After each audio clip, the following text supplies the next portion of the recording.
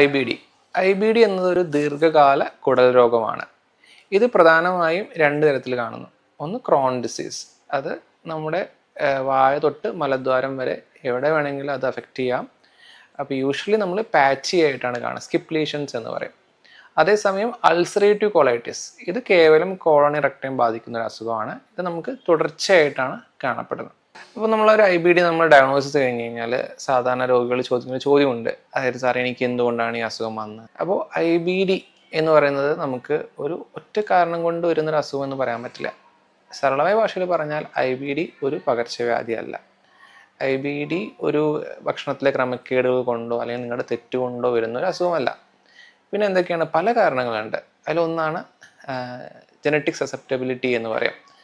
അതായത് ചിലർക്ക് പാരമ്പര്യമായിട്ട് ഇങ്ങനത്തെ അസുഖം വരാനുള്ള പ്രവണത ഭയങ്കര കൂടുതലായിരിക്കും.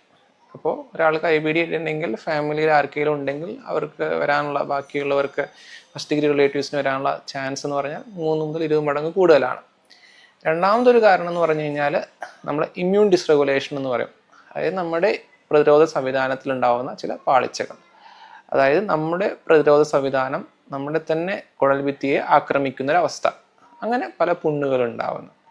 പിന്നെ ചില പരിസ്ഥിതി ഘടകങ്ങൾ, എൻവറോൺമെൻറ്റൽ ട്രിഗേഴ്സ് എന്ന് പറയുന്നത്, അതായത് ചിലർക്കുള്ള പുകവലി, അതുപോലെ തന്നെ അമിതമായ ഫാസ്റ്റ് ഫുഡ്, പ്രോസസ് ഫുഡുകൾ ഉപയോഗിക്കുന്നത്, അങ്ങനത്തെ ഫാക്ടേഴ്സ് എല്ലാം ഇതിനെ നമ്മൾ സപ്പോർട്ട് ചെയ്യുന്നു. പിന്നെ മൈക്രോബയോട്ട കമ്പോസിഷൻ എന്ന് പറഞ്ഞാൽ നമ്മുടെ ശരീരത്തിലെ നല്ല ബാക്ടീരിയയുടെ അളവ് കുറയും, ചീത്ത ബാക്ടീരിയയുടെ അളവ് കൂടുതലാവുന്നു. അപ്പോൾ IBD എന്ന് പറയുന്നത് ഒറ്റ കാരണങ്ങൾ കൊണ്ടല്ല, പല കാരണങ്ങൾ അതിനെ കോൺട്രിബ്യൂട്ട് ചെയ്യുന്നുണ്ട് അത് വരാനായിട്ട്. ഇനി എന്തൊക്കെയാണ് IBDയുടെ സിംറ്റംസ്? സാധാരണ കാണുന്ന സിംറ്റംസ് എന്ന് പറയുന്നാൽ വിട്ടുമാറാത്ത വയറിളക്കം, പിന്നെ അതുപോലെ തന്നെ മലത്തിൽ രക്തം കാണുക, വയറുവേദന, ഭയങ്കര ക്ഷീണം, അതുപോലെ കാരണമൊന്നും ഇല്ലാതെയുള്ള ഭാരം കുറയൽ, വിശപ്പില്ലായ്മ, ഇതൊക്കെയാണ് കോമൺ ആയിട്ട് കാണുന്ന സിംറ്റംസ് എന്ന് പറയുന്നത്. എന്നാൽ ചില രോഗികളിൽ സന്ധിവേദന, അതുപോലെ തന്നെ മഞ്ഞപ്പിത്തം, തൊലിപ്പുറത്തെ അൾസർ എന്നിങ്ങനെയായിട്ടും നമ്മൾ കാണാറുണ്ട്. അവ നമ്മൾ എക്സ്ട്രാ ഇൻറ്റെസ്റ്റിനൽ മാനിഫെസ്റ്റേഷൻസ് എന്നാണ് പറയാറുള്ളത്. ഇനി രോഗനിർണയം എങ്ങനെ നടത്താം? അതായത് നമുക്കൊരു സിംഗിൾ ഗോൾഡ് സ്റ്റാൻഡേർഡ് ടെസ്റ്റ് നമുക്ക് പറയാനില്ല, മൾട്ടിപ്പിൾ ടെസ്റ്റുകൾ നമുക്ക് ചെയ്യേണ്ടതായിട്ട് വരും.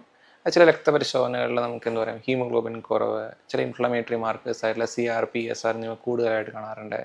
സ്റ്റൂൾ ടെസ്റ്റിൽ ഫീക്കൽ കാൽക്കുലേറ്റ് എന്ന് പറഞ്ഞ ലെവൽ കൂടുതലായിട്ട് കാണാറുണ്ട്. പിന്നെ നമ്മൾ ചെയ്യുന്നൊരു മെയിൻ ഇൻവെസ്റ്റിഗേഷനാണ് കൊളോണോസ്കോപ്പിക് ബയോപ്സി എന്ന് പറയും.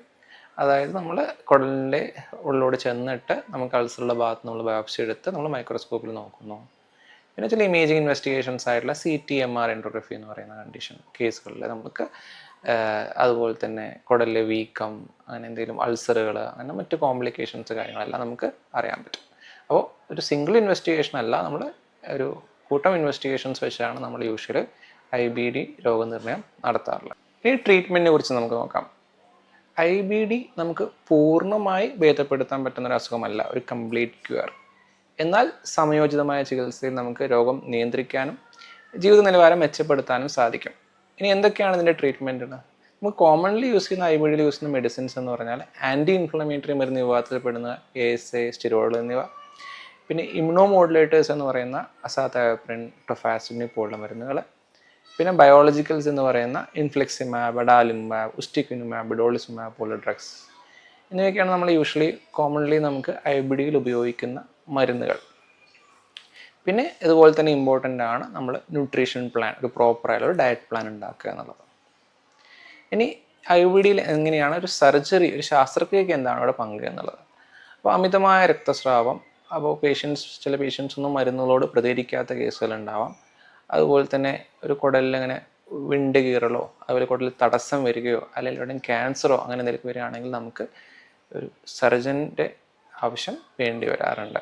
IBD എന്ന് പറയുന്നത് ഒരു ദീർഘകാലം നീളുന്ന ഒരു അസുഖമായതിനാലും ഒരു മാറിയ അസുഖം വീണ്ടും വരാൻ ചാൻസ് ഉള്ളതിനാലും ഒരു രോഗിയുടെ മുഴുവൻ യാത്രയിലും ഒരു ഗ്യാസ്ട്രോഎൻട്രോളജിസ്റ്റിൻ്റെ പങ്ക് വളരെ നിർണായകമാണ്.